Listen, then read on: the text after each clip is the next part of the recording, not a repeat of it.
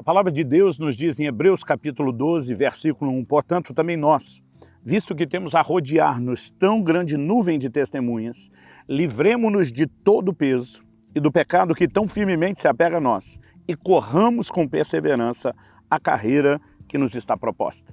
Livremo-nos de todo o peso. Eu quero dar destaque a essa frase porque este é o assunto da nossa conversa hoje. E a pergunta é, por que livrar-se do peso?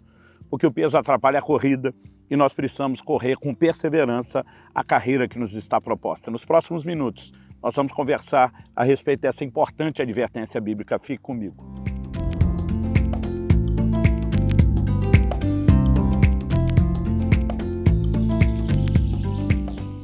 Olá, estou hoje em Alta Floresta, Mato Grosso, passando para trazer mais uma palavra ao seu coração. Como adiantei, temos uma advertência bíblica sobre a necessidade de nos livrarmos de todo o peso para corrermos com perseverança a carreira que nos está proposta. A ideia da nossa conversa é justamente tratar da importância de livrar-se do peso. Mas antes de falar da corrida em si, que diz mais respeito à velocidade, eu quero destacar a palavra carreira, que é o trilho onde se dá a corrida. Em primeiro lugar, eu quero reconhecer que a Escritura ela compara a vida cristã a uma corrida. Mas essa corrida ela não se dá em qualquer lugar. Ela tem um trilho, ela tem um carreiro. E nós precisamos entender que o próprio cristianismo, que hoje é a forma que nós usamos para nos referir à expressão coletiva da nossa fé, era chamada desde o Antigo Testamento, na forma de profecias, e a partir do Novo Testamento, no livro de Atos, ele sempre foi chamado de o caminho. Havia promessas como as que Deus fez por Isaías, dizendo, haverá diante de vocês um caminho santo. Declarações como, enquanto vocês estiverem andando, uma voz atrás de vocês vai dizer, não se desvie para a direita, nem para a esquerda. E nós precisamos entender que Deus sempre sinalizou a ideia e o conceito de caminho, que a partir de Atos, como eu disse, passa a ser a maneira como se referiam à fé cristã, pelo menos pelos cristãos do início. O próprio Jesus, em Mateus, no capítulo 7, nos versículos 13 e 14, ele fala a respeito de uma porta e um caminho estreito que conduzem à vida eterna. Depois de passar pela porta da conversão, porque Jesus disse que ninguém pode entrar no reino de Deus, ali tem uma entrada, a não ser que experimente o novo nascimento. Depois da porta da conversão, por meio de uma experiência com Cristo Jesus, o que nós temos diante de nós é um caminho. Quando Jesus fala a respeito desse caminho que nos aguarda depois da porta, obviamente está indicando um trilho a ser percorrido. O Novo Testamento vai chamá-lo de carreira. Os antigos, nossos avós, costumavam dizer carreiro, era uma palavra mais conhecida. Agora, o que nós precisamos entender é que a corrida se dá dentro do trilho, que é a carreira, mas a corrida diz respeito à intensidade, à velocidade com que percorreremos a carreira. Mas vamos olhar para alguns textos que falam a respeito disso. Em Atos, no capítulo 13, no verso 25, a Bíblia diz, quando João estava completando a sua carreira. No mesmo livro de Atos, no capítulo 20, o apóstolo Paulo usa acerca de si mesmo essa expressão, quando ele diz, porém nada considero a vida preciosa para mim mesmo, desde que eu complete a minha carreira. Temos a clássica declaração em 2 Timóteo 4,7, combati o bom combate, encerrei a carreira, guardei a fé. Essa ideia de um trilho por onde percorremos diz respeito, obviamente, a um lugar pré-determinado que Deus estabeleceu para que a gente se movimente. A partir da porta, que é a entrada da conversão, até o alvo. Paulo diz, eu prossigo para o alvo, para o prêmio da soberana vocação. Aonde o caminho nos leva? A vida eterna, o alvo, que é o prêmio da soberana vocação de Deus em Cristo Jesus. Agora, ao que eu e você precisamos entender que a corrida, ela na verdade determina a velocidade com que nós nos movemos dentro desse trilho. Por exemplo, em Hebreus, no capítulo 6, a Bíblia diz nos versos 11 e 12, desejamos, porém, continue cada um de vós mostrando até o fim a mesma diligência para a plena certeza da esperança, para que não vos torneis indolentes, mas imitadores daqueles que pela fé e pela longanimidade herdam as promessas. Quando a Bíblia fala de um lado sobre diligência e depois sobre indolência, essa mesma declaração ela é traduzida em outras versões como, em vez de diligência, empenho, em vez de indolência, preguiça, o ato de ser preguiçoso. Curioso é que essa palavra, traduzida como diligência no original grego, ela dá a ideia de afobação, de pressa, a palavra expode, de ansiedade em executar. Então, ela não retrata apenas a diligência, mas ela tem a ver com rapidez.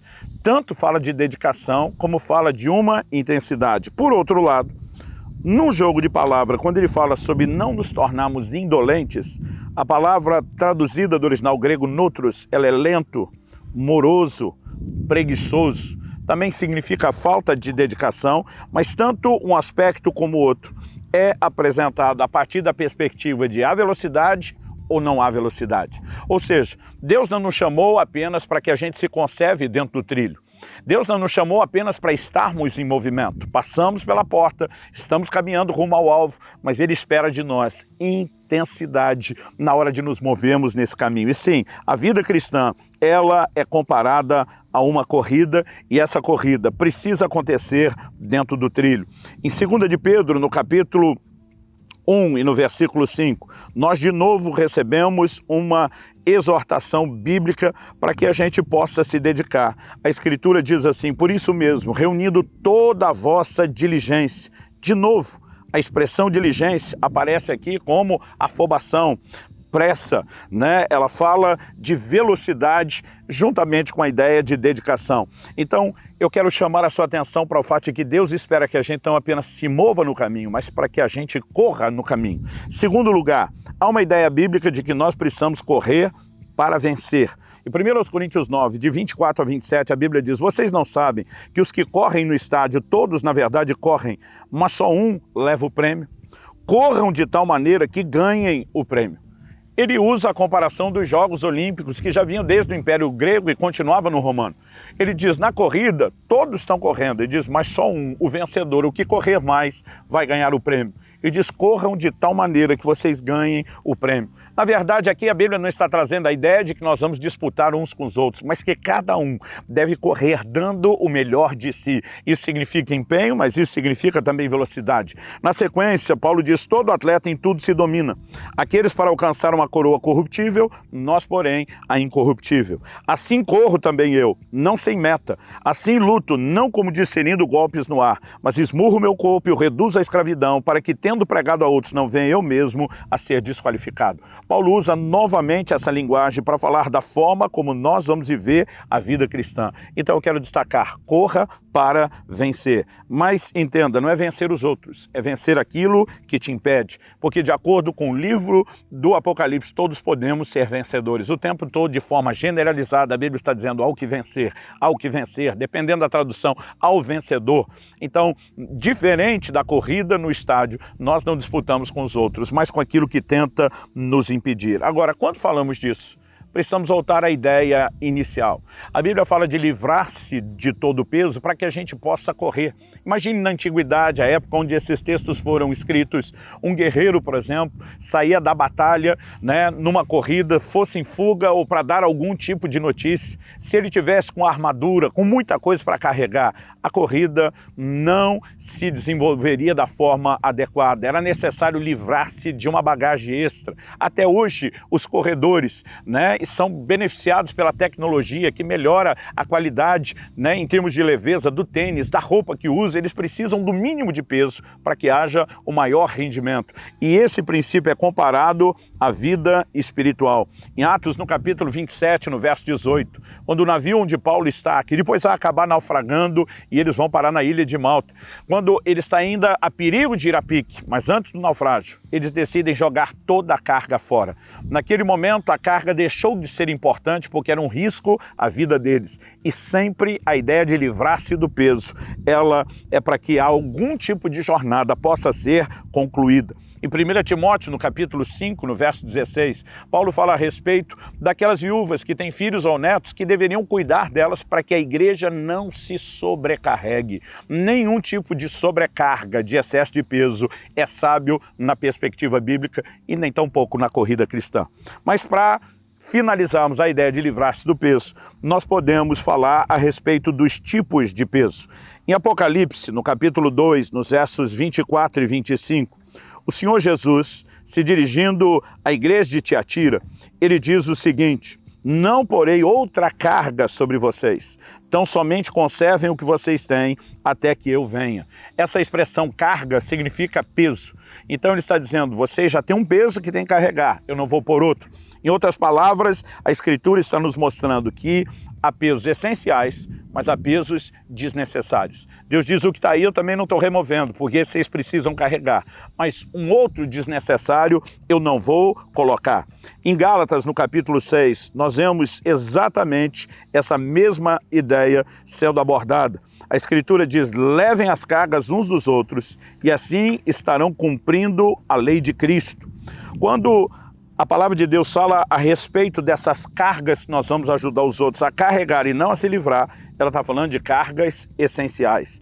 Agora, cargas desnecessárias, nós podemos nos livrar. Entre elas, a Bíblia apresenta a ideia, por exemplo, de doutrinas de homens como algo que traz um peso e uma sobrecarga desnecessária para ser carregada.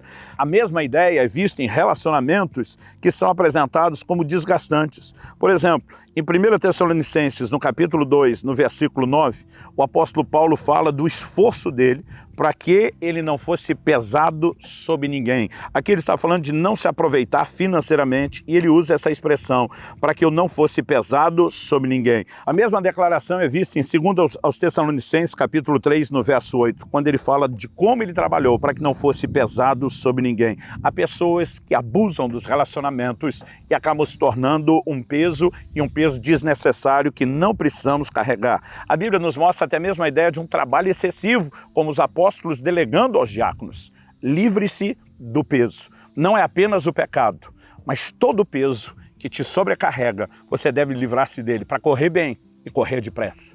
Que o Senhor te ajude nessa corrida.